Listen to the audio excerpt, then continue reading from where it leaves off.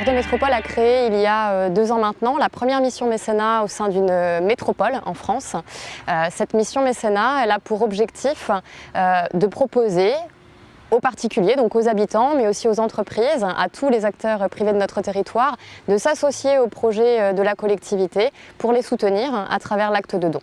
Le projet qui vous a été présenté consiste à restaurer 3 statues qui sont présentes au jardin public, qui souffrent de pathologies qui sont similaires. Des dégradations au niveau de la pierre, parfois des morceaux qui ont été abîmés, voire même qui sont perdus.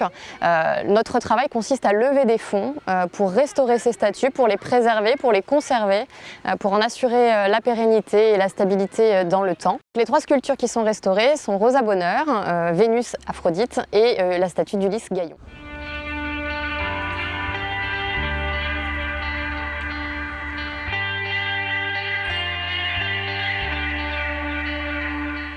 Dans ces sculptures, nous en avons 3 en particulier dont je vais vous parler. La première est celle de Rosa Bonheur, qui est notre artiste, sans doute avec redon et marqué, la plus célèbre au monde.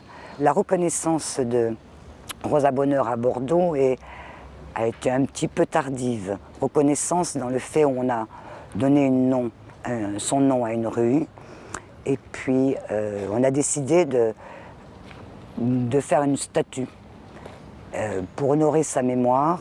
Et c'est un statueur bordelais qui s'appelait Veuve-Leroux qui a été chargé de faire cette œuvre. Et c'est dans les années 1910. Et cette œuvre donc représente Rosa Bonheur tenant sa palette d'artiste, prête à peindre. Donc elle a un costume particulier. Elle a une redingote, veste d'homme. Là elle est en jupe, alors que normalement elle avait reçu l'autorisation exceptionnelle de s'habiller en homme quand elle se déplaçait dans les abattoirs de Paris, puisqu'elle peignait in situ. Et donc la préfecture de Paris lui avait donné l'autorisation exclusive d'avoir le droit de s'habiller en homme lorsqu'elle allait dans ce type d'endroit.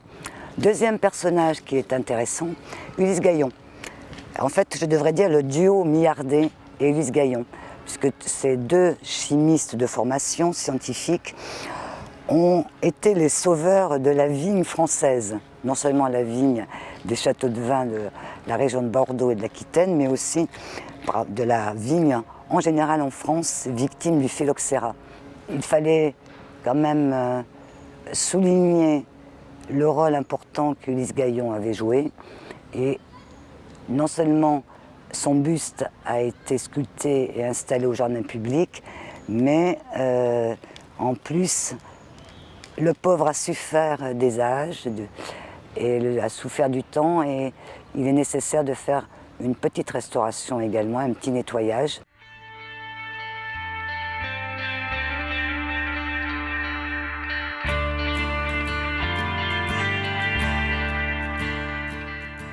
La 3e sculpture dont je vais vous parler est une sculpture d'une déesse, Aphrodite-Vénus. Et en fait, c'est un ensemble de 3 sculptures qui se trouvent disséminées au jardin public, qui représentent 2 muses et Aphrodite. Et en fait, ce sont des originaux qui se trouvaient autrefois jusqu'à la fin du 19e siècle, sur le portique du Grand Théâtre. Au fur et à mesure et au fil des ans, ces grandes sculptures, 9 muses et 3 déesses, ont été érodées par le temps, et on les a remplacées petit à petit. Et on a mis évidemment des copies, et les originaux, on les a installés un petit peu partout en ville. Donc Aphrodite a été placée dans un endroit un petit peu romantique, parce que la déesse de la beauté, elle est au sommet d'une pseudo-source artificielle. Elle est tout au fond du jardin public, et elle est située en hauteur, dans une sorte de mise en scène qui permet de la mettre en valeur. Donc quand vous passerez au jardin public, pensez que ce sont les originaux datant du 18e.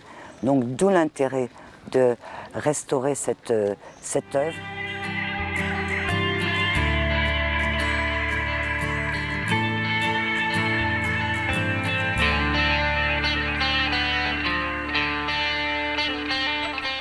Devenir Devenir mécène, c'est participer à la vie de sa cité, c'est préserver le patrimoine de son territoire, c'est devenir acteur de la préservation de ce patrimoine-là. Et c'est aussi une manière de bénéficier de crédits d'impôt, puisque le dispositif du mécénat, c'est aussi ça, qu'il s'agisse des entreprises ou des particuliers. L'acte de don permet aux donateurs de bénéficier d'un crédit d'impôt. Pour le mécène particulier, c'est 66% du montant de son don qui sera déductible de son impôt. Et pour une entreprise, c'est 60%. Donc c'est une manière d'être à la fois acteur de la vie de sa cité, tout en bénéficiant d'avantages fiscaux qui sont considérables, puisque ça fait partie aujourd'hui des avantages les plus importants en France.